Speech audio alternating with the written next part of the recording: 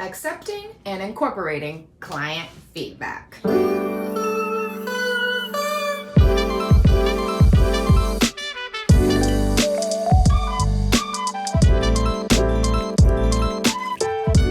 Hello everyone, my creative professional online besties. We're artists. We make a living online in our communities. We're doing it day by day. The magic of the internet. Hi everyone, I'm Caroline Cole and welcome to this week's Business of Storytellings. Today we're jumping right in. It's one of my least favorite topics, which when I started thinking about it probably means that we should really talk about it. And that, of course, you read the title, is feedback. Fun, right? No, let's be real. Getting feedback as a creative can suck. You pour your heart, soul, all your genius into some brilliant piece, and then someone across the country, across the world, behind a screen tells you it's not perfect. How dare they? But then, after a deep breath, or 2, or 10, we realize, okay, it's not the end of the world, but here's the good news. Most of the time these days, you're getting feedback asynchronously, meaning you're not face-to-face with the client when they give it to you. Personally, I usually get feedback through Google Docs comments or an email chain, which means if I feel personally attacked in the moment, luckily no one sees that. I have the freedom to react however I need to in private. Safe space, rage, process, calm down. First things first, when you receive feedback, breathe.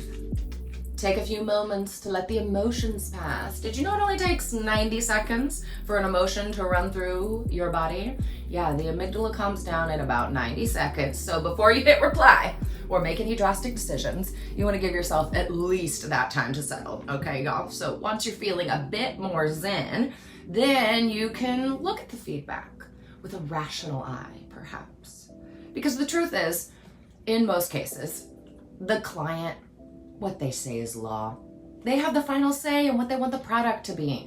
And if they want to cut your favorite clever turn of phrase or your favorite character voice, I know it, ouch, you have to accept it. Swallow that creative pride, keep on moving. And hey, you can still just tell yourself they don't get your genius. That's allowed. But here's the other side of the coin. You're not just a creative, you're an expert. They hired you for your expertise. You're hired because of the skill and the knowledge that you have. So while whatever they say goes and a certain truth to that, there are these moments where you're gonna speak up. So recently I had a client ask to remove a certain phrasing in a blog post, right, that was necessary for SEO, aka search results. They'd hired me because of the knowledge and the expertise I have in the field of writing content, of articles and blogs. I know what brings their content to the top of Google searches.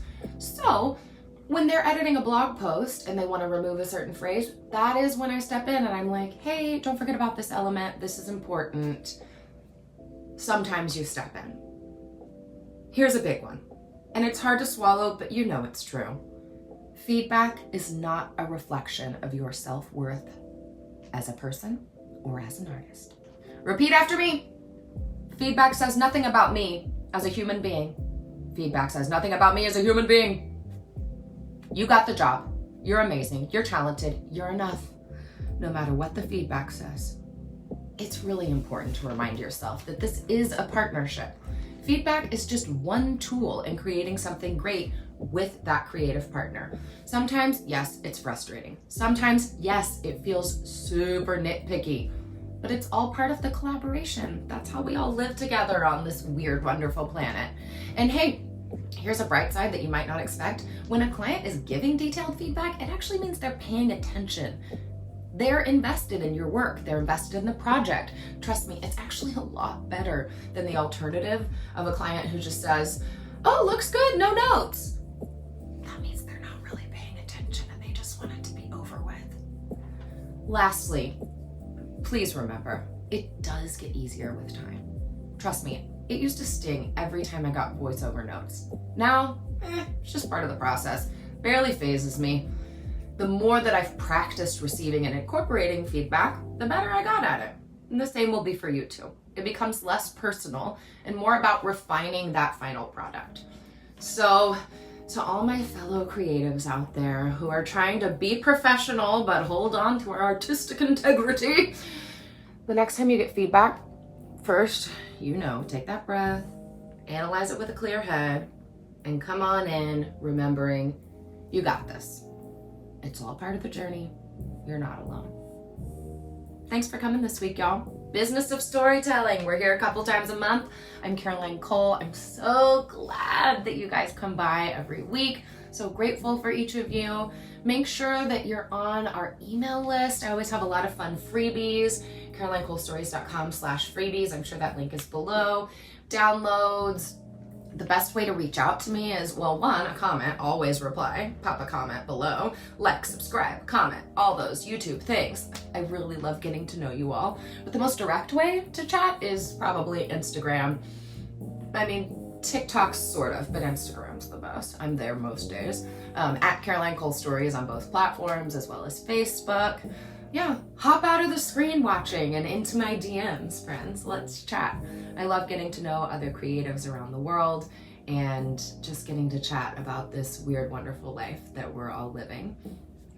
See you soon.